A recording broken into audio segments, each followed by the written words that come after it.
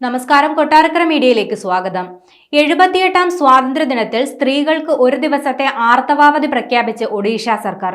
സ്വാതന്ത്ര്യദിനത്തിന്റെ ഭാഗമായി കട്ടക്കിൽ നടന്ന ജില്ലാതല ആഘോഷത്തിലാണ് ഒഡീഷ ഉപമുഖ്യമന്ത്രിയുടെ പ്രഖ്യാപനം. സർക്കാർ സ്വകാര്യ മേഖലയിൽ ജോലി ചെയ്യുന്ന മുഴുവൻ വനിതകൾക്കും ആർത്തവ ദിവസങ്ങളിൽ ഒരു ദിവസത്തെ അവധിയാണ് നൽകിയിരിക്കുന്നത്.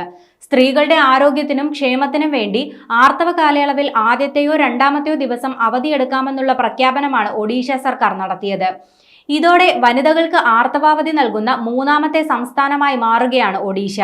നിലവിൽ കേരളത്തിലും ബീഹാറിലുമാണ് ആർത്തവാവധി നൽകുന്നത്. 1992 മുതൽ ബീഹാറിൽ എല്ലാ മാസവും 2 ദിവസം ശമ്പളത്തോടു കൂടിയുള്ള അവധി നടപ്പിലാക്കുന്നുണ്ട്.